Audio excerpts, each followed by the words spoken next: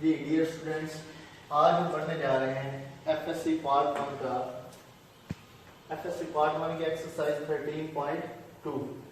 Exercise 13.2 का question number 3 देखते हैं। इसके अंदर वो क्या हमें कहता है, prove that 2 tan inverse into 2/3 is equal to sin inverse 12/13। जी तो इसका सॉल्यूशन कुछ इस तरह से हम करेंगे। 2 tan इनवर्स को क्या करेंगे, हम लिख देते हैं tan inverse 2/3 plus tan inverse 2/3 is equal to sin inverse 12/13। ठीक है बच्चों, मैंने क्या किया, 2 tan इनवर्स 2/3 को क्या लिख दिया, tan inverse 2/3 plus tan inverse 2/3 लिख दिया। मैं कहता हूं लेट ये जो पोर्शन है इसको मैं कहता हूं alpha is equal to tan inverse 2/3 and beta is equal to tan inverse 2/3। ठीक है बच्चों, मैंने क्या किया, इस tan इनवर्स 2/3 को अल्फा बोल दिया और इसको बीटा बोल दिया। ठीक है, तो अब हमने पाइथागोरस थ्योरम पढ़ा हुआ है। क्या पढ़ा हुआ है, पाइथागोरस थ्योरम। तो अल्फा के लिए अगर मैं ट्राइंगल बनाऊं तो मेरे पास कुछ यूं बनेगी। ठीक है, ये एक राइट एंगल ट्राइंगल है, हमें पता है इस पे क्या अप्लाई होता है, पाइथागोरस थ्योरम अप्लाई होता है। ठीक है बच्चों जी, ठीक है। अगर ये मेरे पास 90 डिग्री का एंगल है तो यहाँ पर एंगल क्या होगा, अल्फा होगा, और यहाँ पर एंगल क्या होगा, बीटा होगा। ठीक है, ये हमारी बेस है। ठीक है, बेस को मैं कैपिटल बी बोल देता हूँ। बेस किसके इक्वल है, ठीक है, और ये हमारा क्या है, परपेंडिकुलर है। अब हम देखते हैं। ठीक है, अगर मेरे पास alpha is equal to tan inverse 2/3 है, मैं कहता हूं इसको मैं लिख सकता हूं tan alpha is equal to 2/3 लिख सकता हूं। हमें पता है tan अल्फा किसके इक्वल होता है, tan अल्फा होता है परपेंडिकुलर ओवर बेस। किसके इक्वल होता है बच्चों, परपेंडिकुलर ओवर बेस के इक्वल होता है। ठीक है, तो यहां से हमें पता चला कि परपेंडिकुलर की वैल्यू क्या आई, परपेंडिकुलर की वैल्यू 2 आ गई और बेस की वैल्यू 3 आ गई। ठीक है, अब हम हाइपोटेनस की वैल्यू भी मालूम कर सकते हैं। तो अब हाइपोटेनस हमने मालूम करना है। हमने पढ़ा हुआ है बच्चे, बिकॉज हाइपोटेनस का स्क्वायर किसके इक्वल होता है, बेस का स्क्वायर प्लस परपेंडिकुलर का स्क्वायर। ठीक हो गया। तो अब ये देखें, हाइपोटेनस का स्क्वायर, बेस कितना है हमारा 3 का स्क्वायर प्लस, अब परपेंडिकुलर कितना है हमारा 2 है, तो 2 का स्क्वायर लिख देंगे। हाइपोटेनस ये है, same as it is, 3 3 are 9 plus 2 2 are 4। Hypotenuse का स्क्वायर 9 प्लस 4 आ गया। ठीक है, अगर मैं बोथ साइड अंडर रूट लेता हूं तो मैं लिख सकता हूं हाइपोटेनस किसके इक्वल आएगा, 13 के इक्वल आ जाएगा। तो हाइपोटेनस की वैल्यू क्या आ गई, अंडर रूट 13। तो यहाँ पे मैं लिख सकता हूं बच्चों, हाइपोटेनस की वैल्यू क्या आ गई, अंडर रूट 13। सही है। तो अब मेरे पास देखें, हाइपोटेनस भी आ गया, ये मेरे पास बेस भी आ गया। ठीक है, इसको मैं क्या बोलूंगा, बेस बोलूंगा, और ये मेरे पास क्या है, सॉरी, ये हमारा परपेंडिकुलर है और ये हमारा बेस है। तीनों चीजें हमारे पास मौजूद हैं। तो अब हम क्या मालूम कर सकते हैं, अगर मैं साइन की वैल्यू दूं तो साइन किसके इक्वल आएगा, बिकॉज साइन अल्फा किसके इक्वल होता है, परपेंडिकुलर ओवर हाइपोटेनस के इक्वल होता है। ठीक है बच्चों, तो साइन अल्फा किसके इक्वल आएगा, जी परपेंडिकुलर की वैल्यू क्या है 2 हाइपोटेन्यूज की क्या है, अंडर रूट 13 है। ठीक है बच्चों, इसी तरह अगर मैं कोस अल्फा की वैल्यू निकालना चाहूँ, क्या निकालना चाहूँ, कोस अल्फा की वैल्यू, तो कोस अल्फा मुझे पता है किसके इक्वल होता है,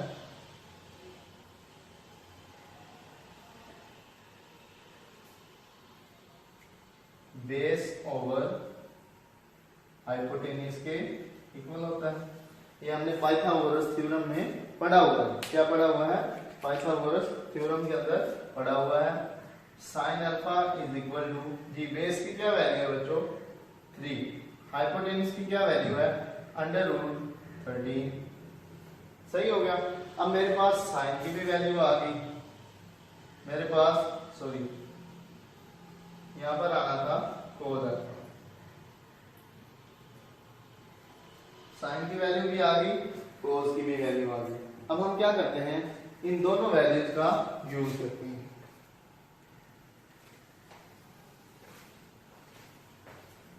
ठीक है, तो अब हमने फार्मूला पढ़ा हुआ है बच्चों, बिकॉज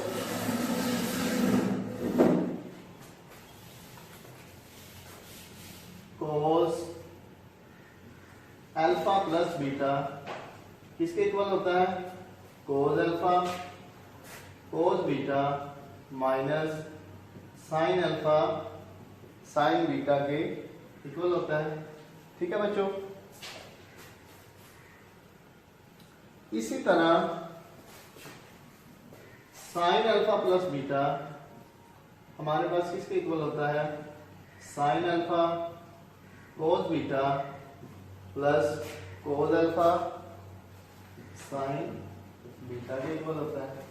तो अब हम क्या करते हैं, साइन अल्फा भी हमारे पास मौजूद है, कोस अल्फा भी मौजूद है, तो मैं साइन अल्फा प्लस बीटा की वैल्यू फाइंड आउट कर सकता हूँ, ऑफ कोर्स कर सकता हूँ। तो मैं क्या लिखूंगा, therefore sine alpha plus beta is equal to, जी साइन अल्फा की वैल्यू क्या है बच्चों 2 ओवर अंडर रूट 13 है। कोस बीटा की वैल्यू क्या निकाली थी जी, अगर अब देखें कोस बीटा हमने निकाला है कोस अल्फा, हम यहाँ पे देख रहे हैं अल्फा किसके इक्वल है बच्चों, बीटा के इक्वल है। यहाँ पे हमने क्या देखा है, अल्फा किसके इक्वल है, बीटा के इक्वल है। तो मैं कह सकता हूं कि जो साइन अल्फा की वैल्यू है वो ही हमारे पास किसकी वैल्यू होगी, कोस अल्फा, साइन बीटा की भी वैल्यू होगी, और इसी तरह कोस अल्फा वाली वैल्यू को हम क्या कह सकते हैं, कोस बीटा वाली वैल्यू भी कह सकते हैं। तो साइन बीटा किसके इक्वल आया, 2 ओवर अंडर रूट 13 के। इसी तरह मैं कह दूंगा this implies that cos beta किसके इक्वल है, 3 ओवर अंडर रूट 13 के। ठीक है, अब हमारे पास ये वैल्यूज मौजूद है जी बच्चों। तो कोस बीटा की जगह मैं क्या लिखूंगा, 3 over under root 13 plus cos alpha की जगह क्या लिखेंगे बच्चों, 3 over under root 13, sine beta की जगह क्या लिखेंगे, 2 ओवर अंडर रूट 13 लिख देंगे। तो साइन अल्फा प्लस बीटा की वैल्यू क्या आ गई हमारे पास, 2 3 6 under root 13 dot under root 13 को हम क्या लिख सकते हैं, सिंपल 13 लिख सकते हैं। ठीक है, क्योंकि ये दोनों आपस में क्या हो जाएगा, स्क्वायर हो जाएगा, और स्क्वायर अंडर रूट को कैंसिल आउट कर देगा। प्लस इसी तरह यहाँ पे भी 6 ओवर 13 आ जाएगा। जब हम एलसीएम लेंगे तो क्या आएगा, इसका एलसीएम आएगा हमारे पास 12 ओवर 13। ये आ गई हमारे पास साइन अल्फा प्लस बीटा की वैल्यू। ठीक है बच्चों, अगर मैं यहाँ पे ओनली अल्फा प्लस बीटा की वैल्यू निकालना चाहूँ तो वो किसके इक्वल आएगा, साइन इनवर्स ऑफ 12 ओवर 13। अब मैं कहता हूँ putting the values of alpha and beta, putting alpha is equal to tan inverse 2 over 3 and beta is equal to tan inverse 2/3। कि जब ही हम पुट करेंगे तो हमारे पास आंसर क्या आएगा बच्चों? अल्फा की जगह मैं लिख देता हूँ tan इनवर्स 2/3 और बीटा की जगह में क्या लिख देंगे? tan इनवर्स 2/3 लिख देंगे। ठीक है बच्चों, तो अल्फा प्लस बीटा क्या बन गया हमारा? ये प्रूव हो जाएगा। ठीक है, ये हमारा प्रूव हो जाएगा। tan inverse 2/3 plus tan inverse 2/3 is equal to sine inverse, ये क्या आ जाएगा बच्चे? Sine inverse 12/13। इसको मैं क्या लिख सकता हूँ? 2 tan इनवर्स लिख सकता हूँ। 2/3 किसके इक्वल आ गया? Sine inverse of 12/13। तो ये हमारा बच्चों क्वेश्चन क्या हो गया? प्रूव हो गया। हम क्या कह देंगे? Hence prove. ठीक है, अब इसके बाद आप देखते हैं क्वेश्चन नंबर 11। क्वेश्चन नंबर 11 की स्टेटमेंट में क्या कहता है? Prove that tan inverse 1/11 plus tan inverse 5/6। ठीक है, किसके इक्वल है? tan inverse 1/3 plus tan inverse 1/2। हमने क्या करना है? सिंपली इसको प्रूव करना है। हम क्या करते हैं बच्चों? लेफ्ट हैंड साइड लेते हैं। लेफ्ट हैंड साइड मैंने लिख ली। अब हमें फार्मूला पता है। ये हमारा क्या है? tan inverse A plus tan inverse B। ये हमारे पास फार्मूला हमने पढ़ा हुआ है। tan inverse A plus tan inverse B किसके इक्वल होता है? tan inverse into A plus B over 1 minus AB। ये हमने एडिशन एंड सब्ट्रैक्शन फार्मूलाज पढ़े हुए थे। ठीक है, तो अब मैं क्या करूंगा? tan inverse left hand side हमारी किसकी इक्वल आ जाएगी? tan इनवर्स A क्या है हमारा? 1/11 प्लस B क्या है? 5/6 है बच्चों। ठीक है जी, ओवर 1 माइनस AB। A हमारा 1/11 है, B हमारा क्या है? 5/6 है जी। तो इसको मैं क्या लिखूंगा? tan इनवर्स, जब हम एलसीएम लेंगे तो वो आ जाएगा, ये हमारे पास आ जाएगा 66। ठीक है, और 6 यहां भी आ जाएगा प्लस 55 आ जाएगा। ठीक है बच्चों, और यहां पर हमारे पास जब एलसीएम लेंगे तो वो आ जाएगा 66। ठीक है, और यहां पर हमारे पास सेम एज इट इज 66 आ जाएगा माइनस 5 आ जाएगा। ठीक है, और ये वैल्यू हमारी किसकी इक्वल आ जाएगी? tan इनवर्स इनटू 6 प्लस 55 कितना होता है बच्चों? 61/66 डिवाइडेड बाय, सिमिलरली यहाँ पर हमारे पास आ जाएगा 61/66। ठीक है, ये दोनों वैल्यूज क्या हो रही हैं? कैंसिल आउट हो रही हैं। तो हमारे पास यहाँ जो रिमेनिंग टर्म होगी वो किसकी इक्वल होगी? tan inverse of 1। ठीक है, और ये हमें पता है किसके इक्वल होता है? 5/4 के। अब आते हैं राइट हैंड साइड पे। राइट हैंड साइड हमने क्वेश्चन की उठा ली, वो मैंने यहाँ पे लिख ली। अब यहाँ पर भी ये हमारा A है। ठीक है बच्चों, ये हमारा B है।